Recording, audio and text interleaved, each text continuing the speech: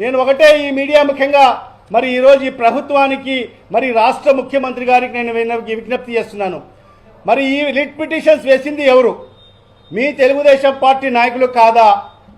మరి ఈరోజు మీకు ఈ వక్ఫ్ బోర్డు స్మూత్గా ఫంక్షనింగ్ కావాలి, అడ్మినిస్ట్రేషన్ సక్రమంగా జరగాలి అంటే మీ యొక్క కార్యకర్తలను పిలిపించి వాళ్ళ ద్వారా ఆ రిట్ పిటిషన్స్ను ఉపసంహరించుకుంటే మరి ఆ బోర్డు పనిచేస్తుందా లేదా అని చెప్పి ఈ సందర్భంగా ప్రజలకు తెలియపరచాల్సిన అవసరం ఉంది. మరి ఇదే కాకుండా గతంలో కూడా, ఇదేం కొత్తది కాదు, గతంలో కూడా 2014లో తెలుగుదేశం ప్రభుత్వం అధికారంలోకి వచ్చింది. ఎప్పుడు? 2014లో తెలుగుదేశం ప్రభుత్వం అధికారంలోకి వచ్చింది. చంద్రబాబు నాయుడు గారు ముఖ్యమంత్రి అయ్యారు.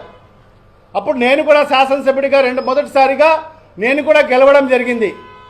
మరి 2014 నుంచి 2018 13 వరకు ఎక్కడ కూడా బోర్డు వేయలేదు. అంటే 14, 15, 16, 17 4 ఏళ్ళు ఎక్కడ బోర్డు నియమించలేదు. ఒక స్పెషల్ ఆఫీసర్ని